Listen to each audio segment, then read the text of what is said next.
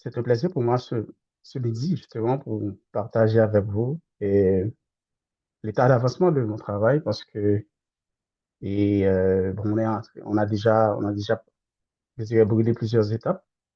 Donc maintenant, nous sommes à partir de l'analyse de nos informations que nous avons recueillies auprès des demandeurs d'asile et nous sommes fait un plaisir, justement, de vous partager cet état d'avancement. Comme l'a mentionné Madame Jolivet, justement, donc notre étude supporte bien le titre de notre travail, c'est étude de l'impact psychosocial et l'impact psychosocial de l'insécurité résidentielle chez les demandeurs d'asile vivant à Montréal. Comme euh, c'est comme j'ai l'impression que j'arrive pas à bouger le- j'arrive pas à bouger. Ah, ok, ok, ça va, ok, merci. Euh, Comme contenu, c'est très simple. Nous avons une problématique, des objectifs et questions de recherche, cadre méthodologique et puis une analyse préliminaire de nos informations que nous avons recueillies. Puis, nous avons identifié quelques enjeux éthiques et crédibilité, mais surtout le fait que nous avons vécu sur le terrain avec nos participants. Donc, c'est ce que j'aimerais partager un peu avec vous, ce que j'ai rencontré comme enjeu.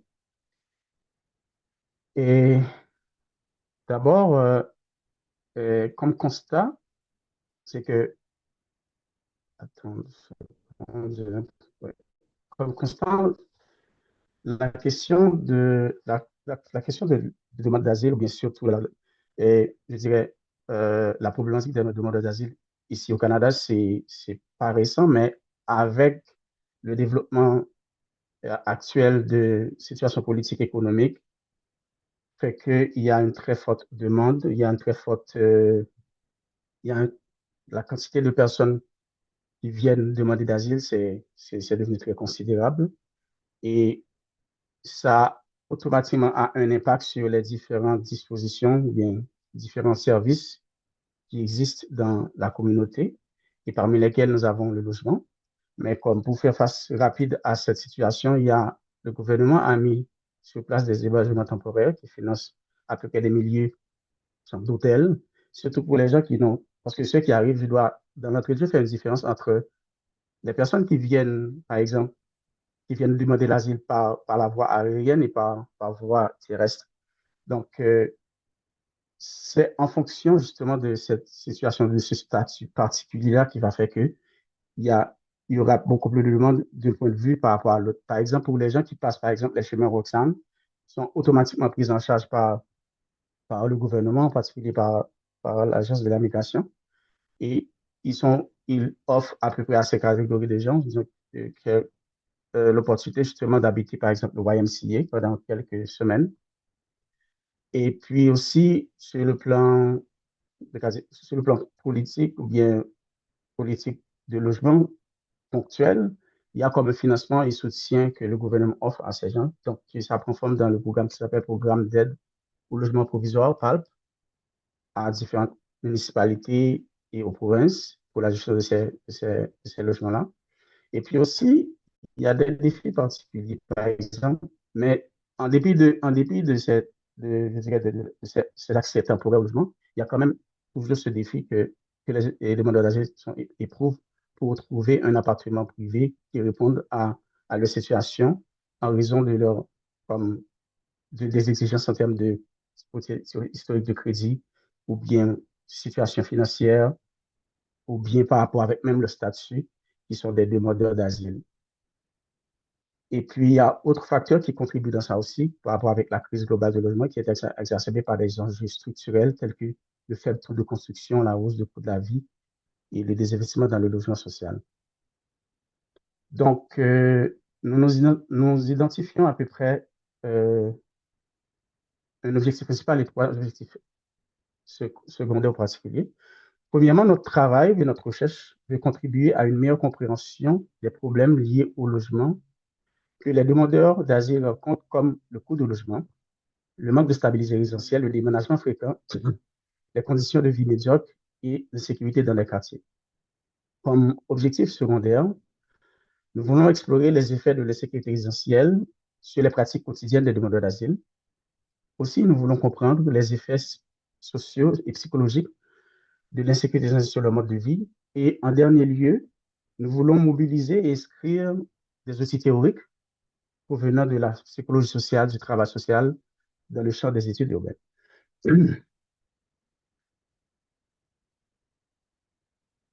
Et notre travail, ou bien notre problématique du travail, ça tourne autour du concept principal qui est l'insécurité résidentielle. Donc, comme vous voyez, le SEC, il y a plusieurs éléments justement qui entrent en ligne de compte je dirais, par rapport à ce concept et par rapport avec, je dirais, dans notre réflexion. Premièrement, nous avons identifié dans l'insécurité résidentielle, par exemple, comme nous venons de mentionner, par exemple, le mode de stabilité, la permanence dans la situation de logement résultant de coûts élevés de logement par rapport avec le revenu. Aussi, il y a aussi les mauvaises conditions de logement, soit physiques ou bien sociales ou bien environnementales. Et surtout aussi des, des habitats qui se trouvent dans les quartiers à risque. Et nous avons un autre élément aussi qui est la surpopulation. Et dans la question de l'insécurité sociale, on voit que les personnes qui sont dans cette situation peuvent être confrontées à des défis tels que les menaces d'expulsion, les logements inadéquats, dangereux aussi, le sans-abrisme, c'est-à-dire l'itinérance, des déménagements, je dirais, répétés ou bien constants d'un endroit à un autre. Mais justement, je tiens à vous rappeler, par exemple, par exemple, j'ai trouvé ces éléments de réflexion à partir des œuvres de Hulse et Reynolds, qui sont deux Américains qui travaillent et qui ont fait des études sur la question de logement, surtout la question de logement locatif en Australie. Il y a Outier aussi, et puis il y a Leloup aussi, qui est un Canadien québécois, justement, qui a beaucoup réfléchi sur la question et surtout, et par rapport avec, qui liait la question de logement et l'immigration. Et toujours dans cette question de l'insécurité sociale, nous avons c'est aussi un problème structurel qui est lié avec des politiques d'habitation inadéquates, comme la construction de logements ou bien la privatisation du quartier du logement. Il y a aussi un phénomène très, très courant aussi qui est la financiarisation du logement qui considère surtout la question du logement, bien le logement même comme une marchandise, comme un bien de consommation et qui fait que ça devient un objet de spéculation. Il y a d'autres éléments aussi qui entrent en ligne de compte dans l'insécurité sociale. Il y a les inégalités et les exclusions sociales que nous avons identifié deux formes d'inégalités parmi tant d'autres. Premièrement, la ségrégation résidentielle et il y a beaucoup de travail qui ont été fait, mais en particulier par rapport avec les quartiers centraux où il y a une dépossession et une expulsion massive soit des propriétaires, bien, surtout en particulier des propriétaires qui ont des revenus très faibles, où ils se voient dépossédés de leur logement. Et ça provoque aussi un effet sur le marché locatif du logement. Et, donc, c'est pour vous dire que ces éléments-là sont très importants et c'est ce qui définit, je dirais, une approche structurelle par rapport avec la question du logement, par rapport à la crise du logement, par rapport avec la sécurité résidentielle. Il y a d'autres recherches encore qui ont été faites par rapport avec, qui ont identifié justement les formes ou bien les dimensions que peut prendre les sécurités. Par exemple, il y a une dimension du droit ou du juré, comme le dit Hulse et Milligan dans leur travail, qui voit dans l'insécurité sociale qui peut se référer, par exemple, soit au respect ou non-respect des normes ou des règles qui encadrent le marché locatif du logement, soit marché locatif public ou marché locatif privé du logement. Il y a aussi une autre forme qui est une forme de facto, c'est-à-dire le fait, le fait que les gens habitent ou bien louent une maison, même soit ils paient ou bien ils prennent un bail ou bien ici un bail ou bien il ne pas un bail, mais le fait que l'individu reste dans une maison et paie un coût pour ça. Et en dernier lieu, il y a aussi un aspect perceptuel ou expérientiel. Ça renvoie aux attitudes que les ménages entretiennent à l'égard de leur situation résidentielle et que nous allons voir plus ou moins par rapport avec, soit par exemple les risques d'expulsion, soit par rapport avec les relations conflictuelles que développent les locataires par rapport aux propriétaires. Donc, il y a comme un aspect psychologique, soit perceptuel ou expérientiel, par rapport avec l'insécurité résidentielle. Maintenant, nous allons nous focaliser plus ou moins directement par rapport avec, et nous allons nous focaliser sur les sécurités essentielles chez les demandeurs d'asile en particulier. Il y a un travail qui a été fait par Rose et Germain qui s'intitule Pierre angulaire, le logement chez les personnes réfugiées, les demandeurs d'asile à Montréal. C'est une enquête, je dirais, systématique qui ont conclu que les demandeurs d'asile font face, premièrement, à des ressources limitées, tant au niveau financier qu'au niveau matériel. Il y a aussi le statut juridique incertain. Le fait que les demandeurs d'asile viennent dans un pays, ils demandent d'asile, donc, et puis le temps que ça prend pour que les demandeurs ou bien les décideurs prennent, par exemple, les commissaires qui sont responsables justement de statuer sur les statuts de ces gens, eh bien, ça, c'est une source d'insécurité.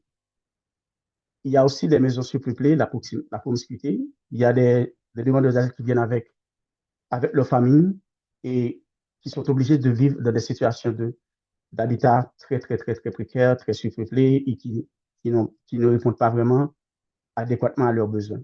Il y a les abris inadéquats, comme je l'ai mentionné tantôt, la longueur des procédures migratoires. Il y a aussi un aspect important aussi, c'est la barrière linguistique et culturelle.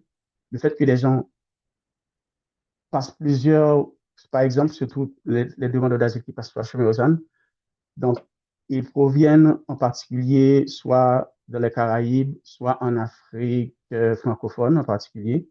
Donc, mais aussi certains pays qui parlent d'autres langues, mais quand même, il y a toujours cet obstacle, ou bien la forme standard que prend la langue, donc ils ont des difficultés justement à exprimer leurs besoins, ou bien par rapport avec leur style de vie, c'est très difficile qu'ils aient accès correctement dans leurs négociations, dans leurs propositions, dans leurs recherches pour trouver des logements adéquats. Il y a aussi cet aspect structurel-là aussi, qui est le manque d'accès au logement, en particulier lorsqu'ils essaient de chercher des appartements ou bien des espaces pour habiter. Et bien, il y a des exigences que font le système pour qu'ils puissent habiter ce logement et des fois, ils n'ont pas vraiment accès à ces informations. Et en dernier lieu, nous avons identifié l'instabilité résidentielle où ils sont obligés justement de passer plusieurs logements pendant une période de temps très, très réduite pour trouver un logement qui répondit généralement à leur situation. Donc, à partir de toute cette réflexion, nous avons remarqué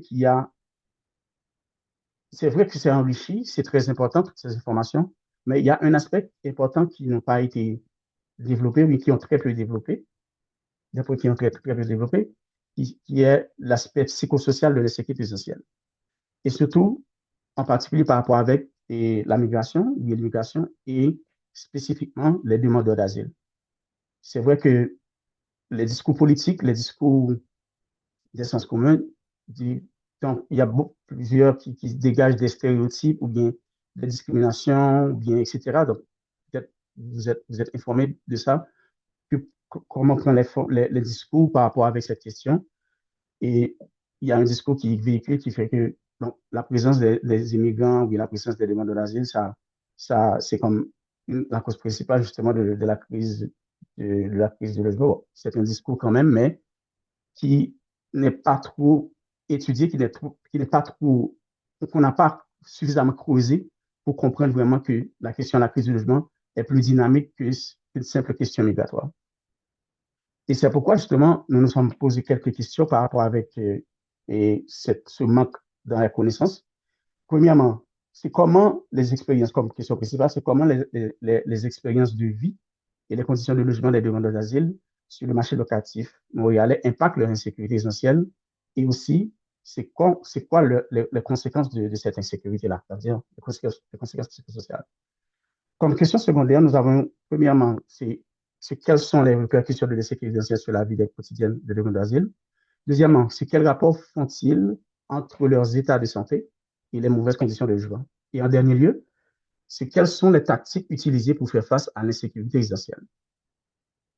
Donc, ces questions-là, nous avons utilisé une grille euh, théorique qui est de type interdisciplinaire, où nous avons puisé dans différentes sources disciplinaires ou théoriques Et c'est d'où notre approche qui est psychosociale.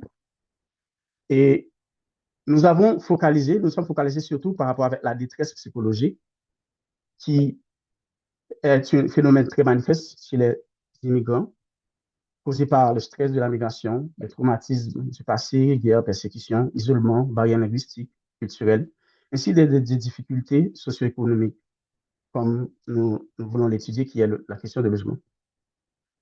Et dans la détresse psychologique, on a identifié trois éléments constitutifs de la détresse psychologique. Premièrement, nous avons la dépression.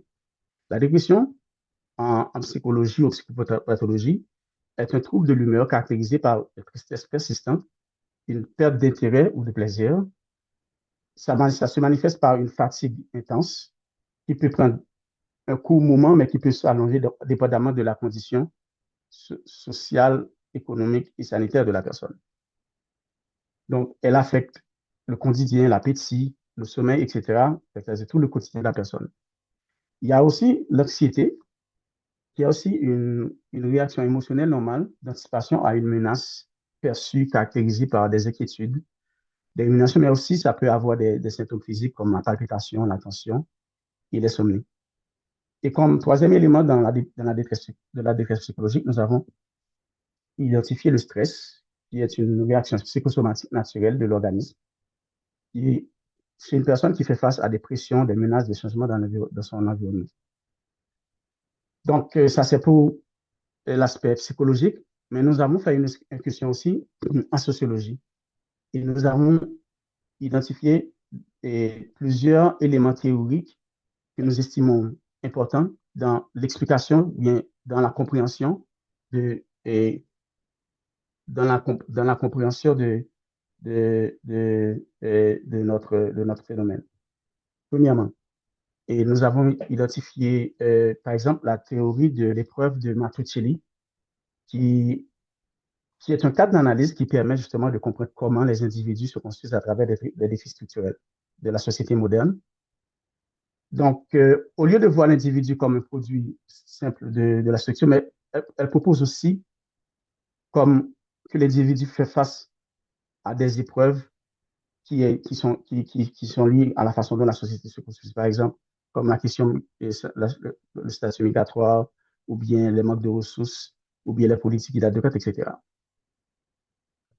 Nous avons aussi, qui est une théorie qui est proche de celle de Matteuccelli, ils sont dans la même école, c'est la théorie de l'expérience de Dubé, François Dubé, qui définit l'action des individus comme une combinaison de trois logiques, une logique intégrative, une logique stratégique et une logique subjective. Donc, l'individu, pour se constituer comme sujet, donc, il doit répondre justement par rapport avec ces éléments-là dans sa perception, dans son quotidien et dans ses relations. Et nous avons aussi la théorie de la souffrance sociale. Et nous avons, il y a plusieurs écoles qui étudient et qui travaillent ce concept, mais encore nous avons choisi celle de l'école de la sociologie clinique, je dirais promotée par Vincent de Gaujac. Selon lui, la souffrance sociale est une pathologie des liens sociaux qui résulte des violences structurelles, par exemple la précarité et les injustices, qui affectent non seulement l'identité de la personne, mais aussi son corps, sa quotidienneté. Et comme l'autre, je dirais, élément qui sont liés ou bien qui rentrent dans cette dimension sociologique, il y a aussi la question de déclassement. Et le déclassement social, ça, c'est le fait que l'individu se trouve dans une situation où il perd ses positions, il perd ses privilèges à cause d'un changement dans sa vie ou bien à cause d'une transformation dans sa vie.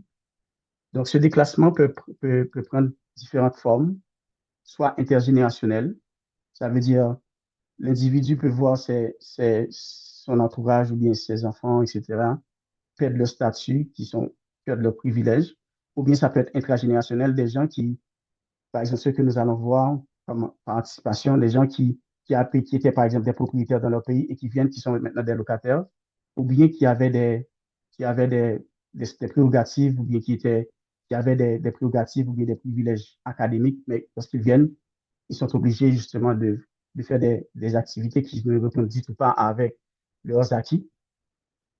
Il y a aussi un déclassement résidentiel, comme je viens de le mentionner, qui, qui surtout lorsque ça peut être un individu qui était dans le système ou bien un individu qui vient dans un autre système.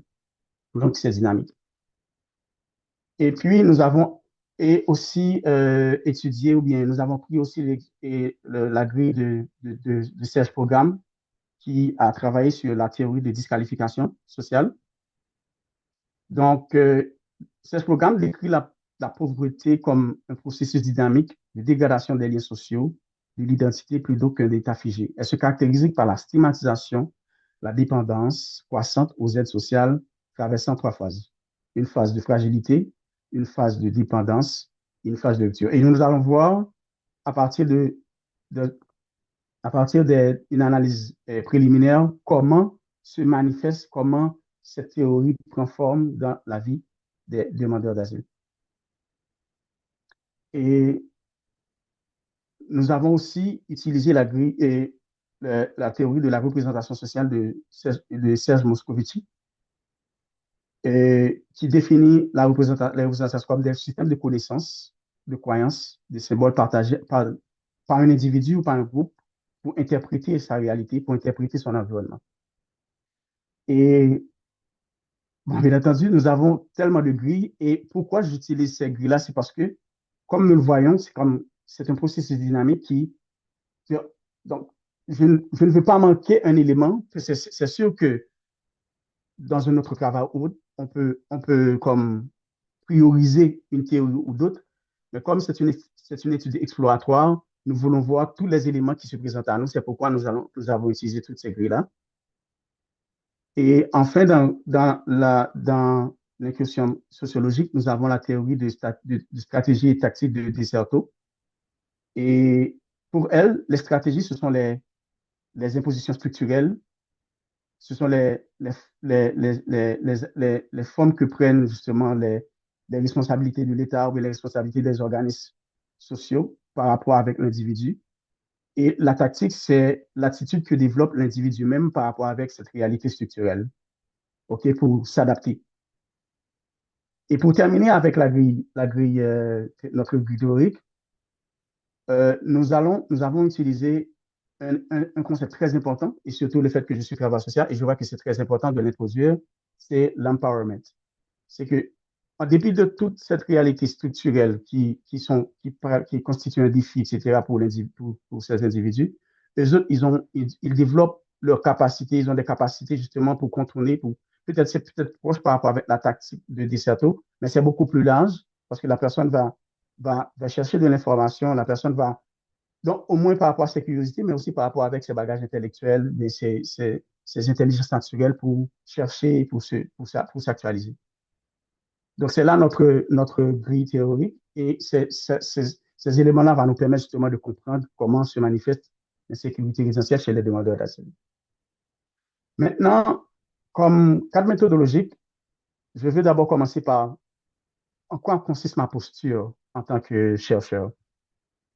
C'est que je suis inspiré, premièrement, personnellement, parce que j'ai vécu cette expérience en tant que demandeur d'asile. C'est vrai qu'il y a peut-être une nuance, parce que moi-même, je suis venu par la voie aérienne, donc peut-être, je peux dire entre guillemets, qui paraît un peu privilégié par rapport avec les autres gens qui traversent le chemin Oxane et dont leur parcours est beaucoup plus, très, très, très, très difficile.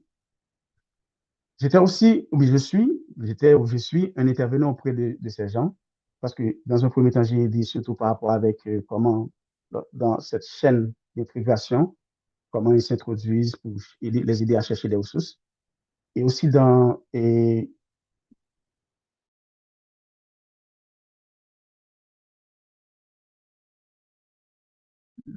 vais dire, qui est très important pour moi, qui m'inspire, ce sont surtout des recherches que j'ai eues avant et qui consistaient, par exemple, j'ai fait mon mémoire de licence avec des adolescents et des jeunes dans leur prise en charge psychosociale, et surtout des jeunes qui étaient infectés ou affectés par le VIH-Sida.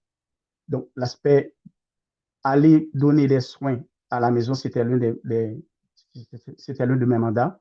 Donc, ça, je comprenais cet aspect que je l'ai étudié tout au début. Et aussi, mon travail de maîtrise, j'ai travaillé, j'ai analysé, ou bien j'ai fait une évaluation des programmes de relocalisation des personnes qui étaient déplacées après le séisme du 12 janvier en Haïti. Donc, j'ai compris qu'il y a des événements, il y a des crises qui provoquent des transformations. Et j'ai compris que des fois, ces crises-là peuvent avoir un aspect descendant ou un aspect ascendant. Et ce que j'ai plus vite compris, c'est que ces gens qui avaient des titres de propriété, qui étaient des propriétaires, qui avaient leur propre maison, une fois que leurs maisons sont écrasées, eh bien, ils perdaient ce privilège. Et ce privilège-là, en tant que propriétaire, donc, ils étaient obligés justement de bénéficier d'une aide auprès d'une agence qui est l'Organisation internationale de la migration pour bénéficier, pour aller louer des logements.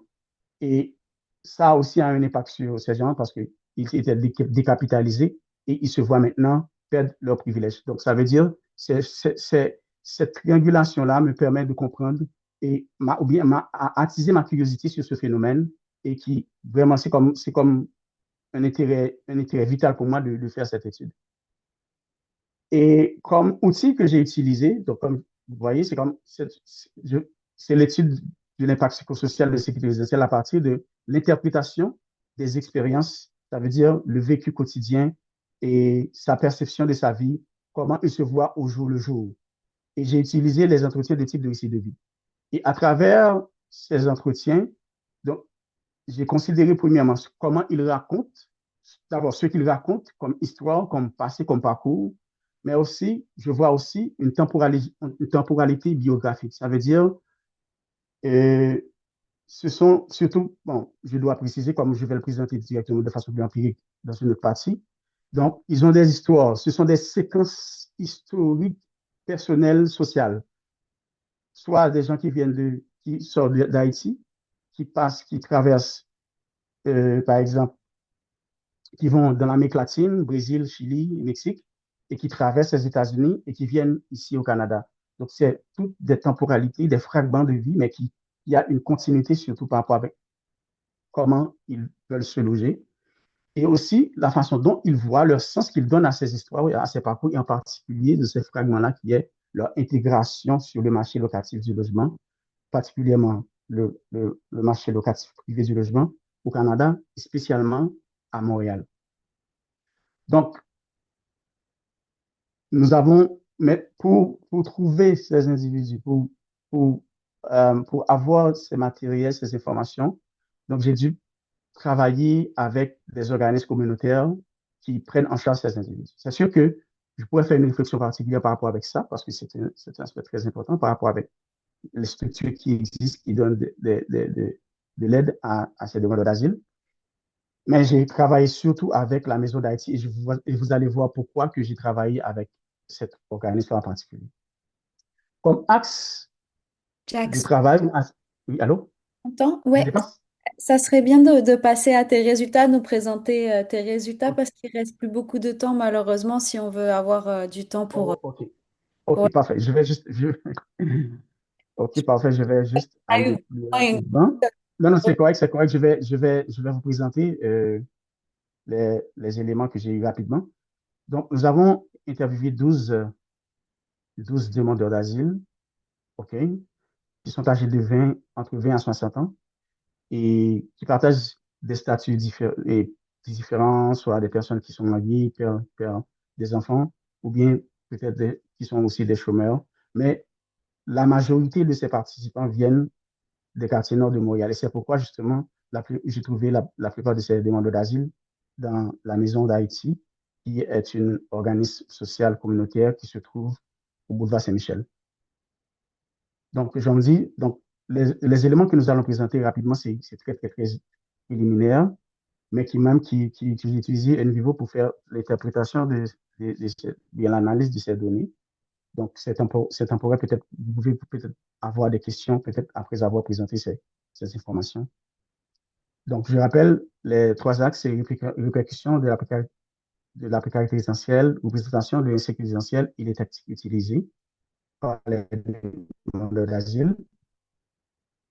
Donc, j'ai comme, comme thème qui sont très répétés dans ces informations. Premièrement, nous avons vu, il y a la plupart d'entre eux vivent le stress, l'anxiété et le mal-être. Par exemple, un participant a déclaré qu'il avait des stress sans fin et il ne se sentait pas bien dans cet abri.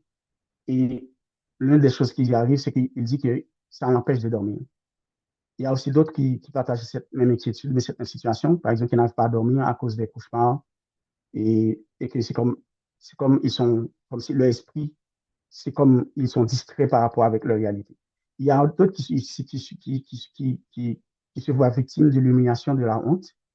OK? Par exemple, un autre qui a dit que je ressens surtout de la déception et un sentiment d'humiliation parce que je n'ai jamais pensé à vivre dans un salon barré comme ça, sans intimité. Ça veut dire que quelqu'un qui avait trouvé un espace, mais c'était dans un espace qui n'est pas fait pour vivre.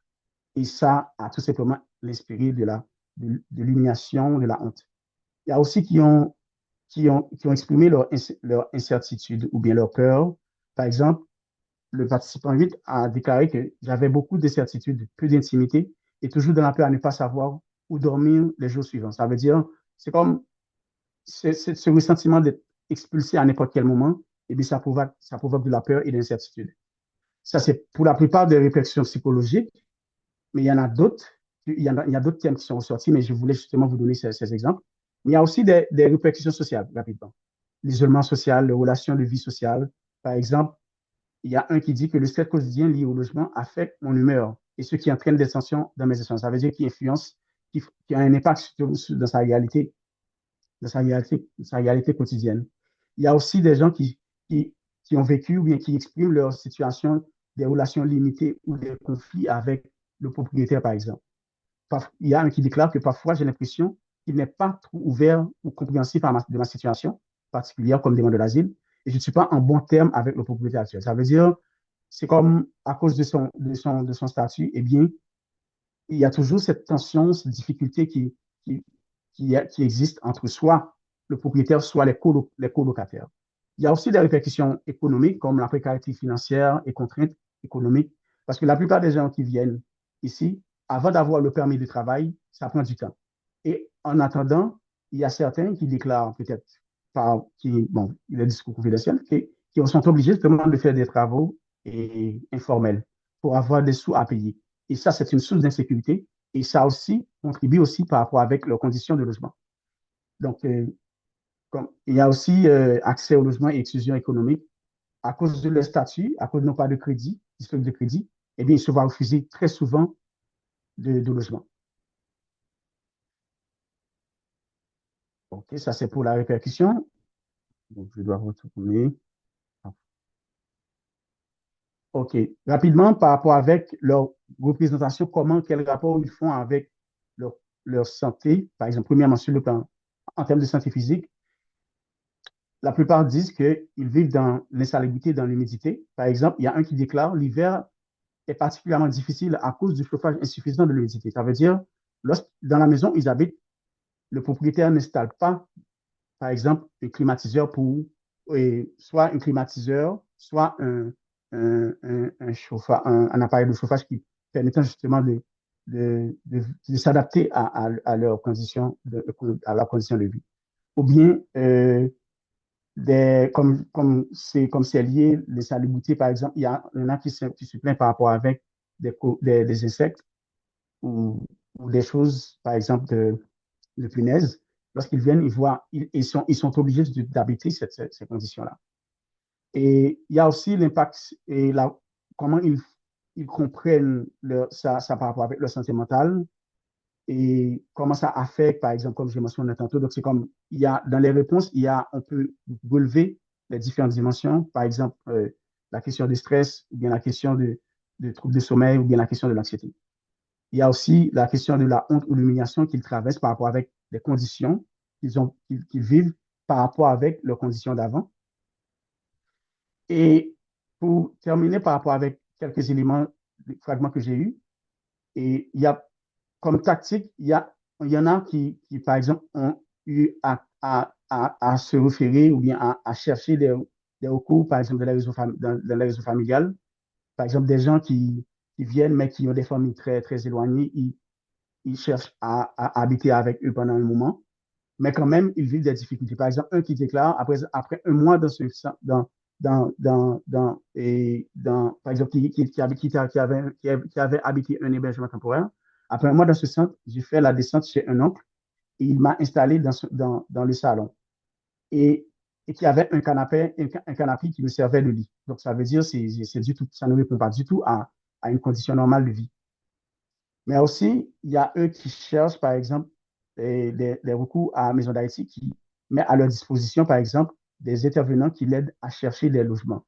OK? Donc, ça veut dire le fait qu'ils ne connaissent pas les couloirs, mais au moins, avec cette liaison, ils peuvent au moins s'ouvrir sur le marché locatif du logement. Donc, pour terminer, donc, comme vous le voyez, donc, ils essaient quand même, en dépit de leur manque de ressources, ils essaient quand même de chercher de l'aide dans la communauté. C'est vrai, ça peut arriver qu'ils tombent sur des gens qui sont mal intentionnés, qui donnent des mauvaises informations, mais ils ont quand même la volonté, la détermination de transformer leur situation de logement pour trouver une amélioration par rapport avec cette condition. Bon, je ne sais pas si j'aurai vraiment, je ne crois pas que j'aurai suffisamment de temps pour faire cette analyse par rapport avec le manque de temps. Mais comme je vous dis, donc, à travers les données que je vais vous présenter, on voit que, premièrement, ils sont impuissants par rapport avec, ils apprennent, ils acceptent leur impuissance. Et aussi, cette situation provoque du stress parce que ils vivent dans l'incertitude. Et en même temps, les conditions structurelles font qu'ils font face à des défis économiques, financiers, sociaux, parce que et ils manquent, soit par rapport avec les barrières, les différentes barrières qui sont en face d'eux, mais aussi qu'ils ont ce ressentiment qu'ils souffrent et qu'ils sont déclassés, qu'ils perdent les privilèges qu'ils avaient par rapport avec le parcours initial ou par rapport avec leur vie, vie initiale, des vies dans leur pays d'origine et par rapport avec les différents parcours, parce que ceux qui arrivent dans ce parcours-là, ils dépensent beaucoup d'argent et lorsqu'ils viennent, ils n'ont pas suffisamment de moyens justement pour trouver un logement adéquat. Donc, ce sont tous ces éléments et je dois conclure que, premièrement, nous avons comme conclusion partielle, nous voyons une chronicisation de leur stress, une internalisation de l'insécurité. Ça veut dire qu'ils s'approprient de ça, ils sont conscients qu'ils font face à des situations très difficiles et quand même en dépit de leur impuissance et aussi en dépit de leur manque de sentiment de contrôle.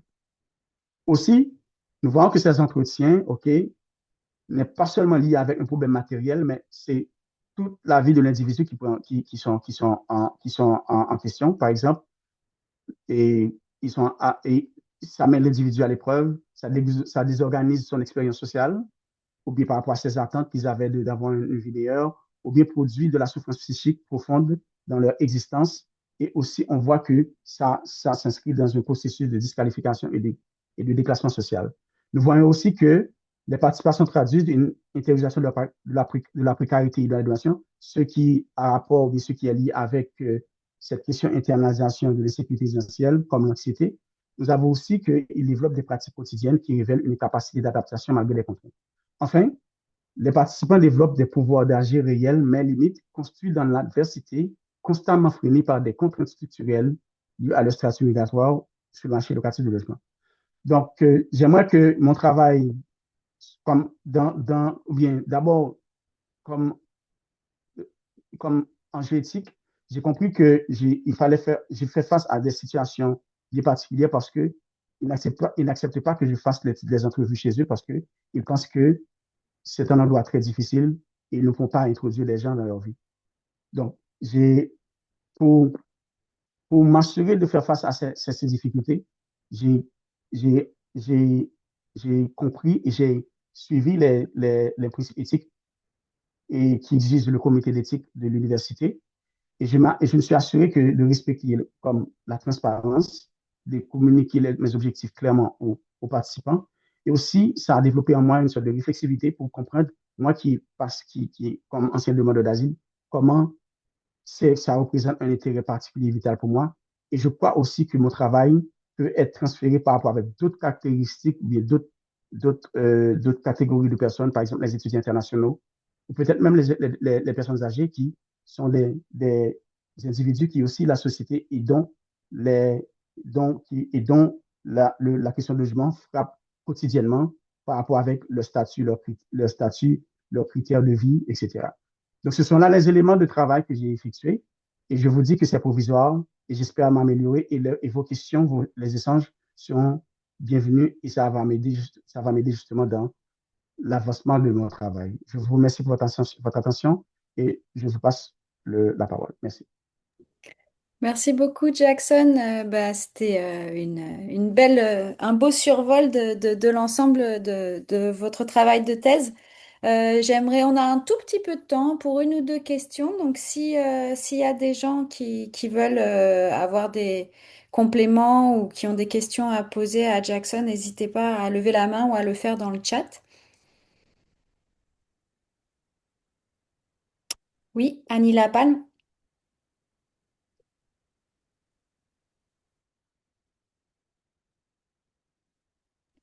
tu peux y aller, Annie. Tu peux poser ta question. Oui.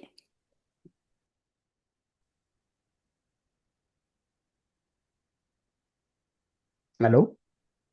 On n'entend pas. On n'entend pas. Vas-y, on t'entendait, nous. Moi, je vous entends plus. Je ne sais pas si les gens entendent. Oui, oui, oui, ça va. Oui, j'entends, oui. Ah, allô? Oui, allô, on OK, vous entend. désolée. Euh, je ne sais pas, est-ce que Anna a la main levée aussi? Oui, oui, mais Oui, vous pouvez y aller en premier. OK.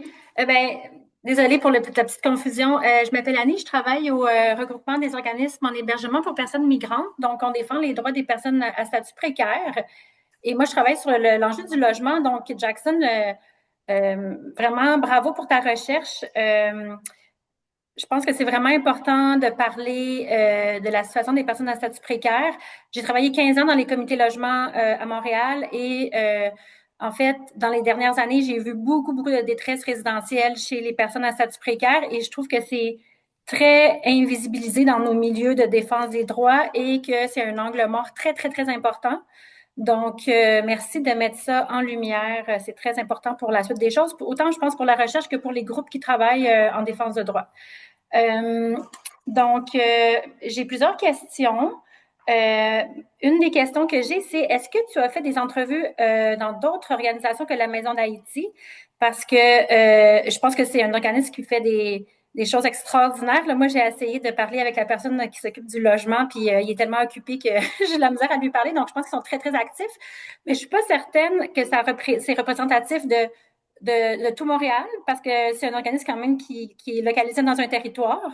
Donc, c'était une de mes questions si tu pensais faire des entrevues par le biais de d'autres organismes.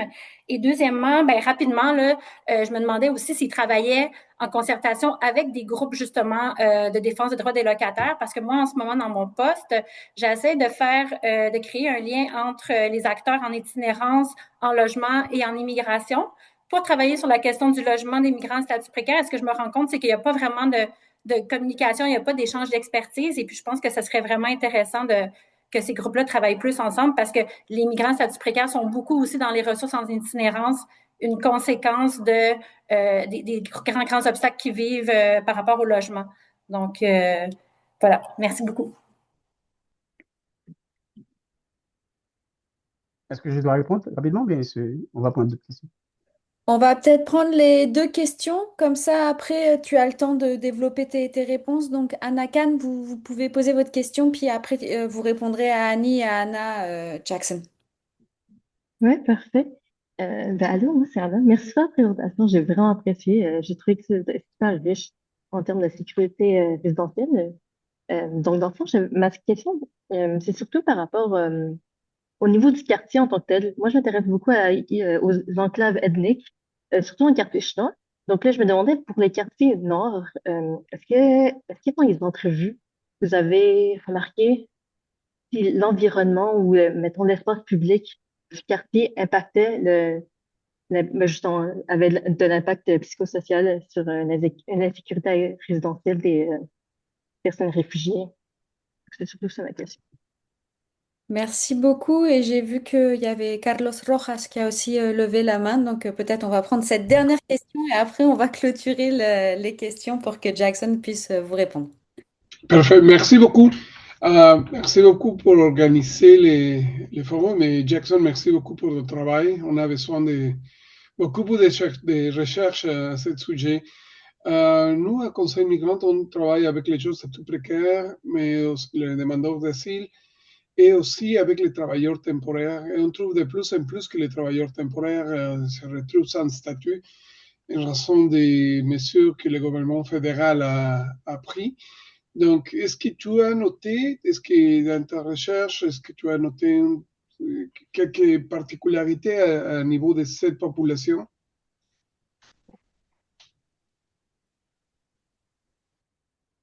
Et ça serait tout. Merci beaucoup. Merci. OK, merci. C'est à toi, Jackson. Tu as une dizaine de minutes pour répondre à tout ça. Merci. Bon, merci beaucoup pour les questions et elles sont très, très pertinentes. Premièrement, par rapport avec le fait que j'ai mentionné particulièrement Maison d'Haïti et il y a d'autres qui font pratiquement le même service. Je tiens à vous dire que c'était dans la stratégie du terrain. Que- que ce- Comment je procédais, c'est que je ne collaborais pas directement, ça veut dire un partenariat formel avec ces organismes. J'ai collaboré juste pour me donner accès à, comme par exemple, et à afficher les annonces, OK? Et puis à partir des annonces, OK, ça veut dire à partir de ce que j'ai comme critère je dirais, de participation, les individus m'ont appelé. Mais aussi, il y a certains individus, par exemple, il y a certains demandeurs d'asile qui m'ont référé à d'autres demandeurs d'asile. Pourquoi? C'est parce que j'avais un souci éthique avec le comité. Parce que si je tiens à travailler directement, mais formellement avec les comités, ça va me demander un autre type de travail et que j'ai estimé que pour le moment était, bon, je ne dis pas judicieux, mais pas stratégique pour le moment. Donc, il fait que c'était juste, j'ai mis les affiches dans service, j'avais accès à ces organismes et puis ils m'ont appelé. Mais ce qui arrive, c'est que une fois que j'ai deux ou trois demandeurs d'asile, j'ai partagé les objectifs, eh bien, ils m'ont fait trouver d'autres demandeurs d'asile. Et autre chose que je dois souligner aussi, c'est que dans mon travail, comme un des critères que j'avais identifié, et ça a été l'objet de réflexion avec dans la présentation de mon projet doctoral et bien de mon examen doctoral, c'est que vu que c'est un travail exploratoire, donc j'ai travaillé en particulier avec les demandeurs d'asile haïtiens. Mais ça ne retire pas, ou bien c'est vrai que le défi, on peut dire c'est le même, mais il y a des nuances. Pourquoi? Parce que, et dépendamment de, sans vouloir faire du préjugé ou bien de véhiculer un stéréotype, chaque communauté a leur fonctionnement, a leur façon, ou bien une culture, une façon de vivre, une organisation. Donc, parce que ça allait me faire, ou bien ça allait ouvrir une porte sur la littérature pour avoir beaucoup plus de littérature et ça pourrait comme un peu me faire perdre par rapport avec ce que j'ai comme objectif initial. Donc c'est pourquoi j'ai priorisé pour le moment les demandeurs d'asile haïtiens. Et ça répond aussi automatiquement à la question de Anna, c'est que et c'est vrai que j'ai pas utilisé d'autres groupes ethniques, mais la question qui est liée, par exemple, au quartier, eh bien, ce qu'on a remarqué, comme étant donné que c'est un travail qualitatif que je fais, c'est, mais ça me permet justement de me projeter, de voir à quelle ampleur serait, comme si je dirais, ce travail, dans le sens que si j'avais adopté une approche quantitative. Parce que dans les quartiers, on voit dans l'entrée de jeu comme hypothèse, je dirais peut-être un peu transitoire, on voit que l'insécurité résidentielle est beaucoup plus accélérée dans les quartiers périphériques. OK? Donc, la façon dont les logements sont organisés, la relation même, je dirais, intrinsèque par rapport avec et, soit les propriétaires ou bien le, les conditions de logement, tout ça, on voit que surtout lorsque je parle du quartier nord de Montréal, je vois en particulier Boulevard Saint-Michel ou bien le quartier de Saint-Michel, je vois Montréal-Nord, je vois plus ou moins quartier Viau et Viau Et puis, j'ai quelques-uns, j'ai à peu près un qui vient de Parc Extension et aussi qui viennent au côté ouest, au côté l'est de Montréal, par exemple, à Anjou et Pointe-aux-Trembles. Donc, c'est très, très peu. Donc, ça veut dire à peu près une à deux personnes. Mais pour les autres, en majorité, proviennent du quartier nord dont je viens de citer. Et euh, par rapport avec le comité de logement, c'est vrai que dans la plupart des entrevues que j'ai eues, on m'a pas mentionné, surtout lorsque je pose des questions, avec quel organisme que vous avez, ou bien auprès de quel organisme vous avez cherché de l'aide.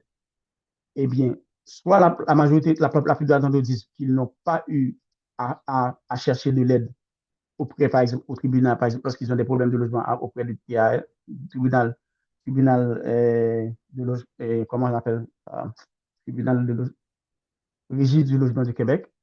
Mais je vois que, bon, je ne me rappelle pas le sigle en particulier, mais la plupart d'entre eux disent qu'ils n'ont pas recours avec ces organismes, surtout qui peuvent le défendre, en particulier les comités de logement. Mais la question que je me suis posée, c'est peut-être, c'est pas dans la recherche, mais c'est pourquoi et comment les comités de logement ne, ne priorisent pas ou bien n'élargissent pas ce cadre à des personnes migrantes, en particulier les demandeurs d'asile. Pourquoi? Parce que eux aussi, même lorsque ils ont des statuts, je dirais, transitoires, mais quand même, ils ont un statut particulier qui est le locataire. Donc, ils ont des droits, ils ont des responsabilités, ils ont des droits par rapport avec cette question globale. Donc, ça veut dire, c'est quelque chose qu'on pourrait justement réfléchir pour voir pourquoi on n'utilise pas une stratégie pour permettre que les demandeurs d'asile aient accès je dirais à ces ressources-là. Donc, il y a aussi un autre participant qui a soulevé, par exemple, les travailleurs temporaires. Donc, je tiens à vous dire qu'il y a une grande différence par rapport avec le statut, parce que les travailleurs temporaires, eux autres, c'est, ils ont un statut beaucoup plus formel. C'est vrai que c'est temporaire, mais ils ont un statut formel. Donc, c'est réglementé. Donc, c'est comme les autres, ils ont beaucoup plus de prérogatives et beaucoup de privilèges par rapport avec un demandeur de statut qui n'a pas encore de refuge, ou qui n'a pas, dont sa demande n'a pas encore approuvé. Donc, ça veut dire qu'il peut avoir accès, par exemple, avec une assurance de santé, par exemple, qui est différente. C'est vrai que le demandeur d'asile a une assurance, mais qui ne répond pas vraiment, qui ne répond pas vraiment à je dirais, tous les enjeux possibles. Mais les autres, les travailleurs temporaires, les autres, ils ont un statut. Par exemple, je vais donner un exemple rapidement par rapport avec les temporaires. Même après, si par exemple un travailleur temporaire obtient la résidence permanente, les jours qu'ils passent comme travail temporaire vont compter comme jours effectifs de leur demande de citoyenneté et qui est différent pour, par exemple, pour un demandeur d'asile. Donc, ça veut dire que pour que, pour que le jour d'un demandeur d'asile soit compté, il faut que sa demande soit approuvée. Si sa demande n'est pas approuvée, donc il n'a pas ce privilège. Donc, c'est pour faire la différence et c'est pourquoi aussi les travailleurs temporaires peuvent avoir beaucoup plus de ressources, beaucoup plus de moyens que les demandeurs d'asile. Je ne sais pas si ça répond à toutes les questions, mais c'est un peu là par rapport avec les différents éléments que j'ai soulignés dans la question. Je ne sais pas s'il y a d'autres questions. Merci beaucoup. Ben, je pense que c'est très bien. On va finir avec ça. Merci Jackson. Bon courage pour la suite des recherches. Et puis, on vous remercie à toutes et toutes d'avoir participé à cet écho du crash.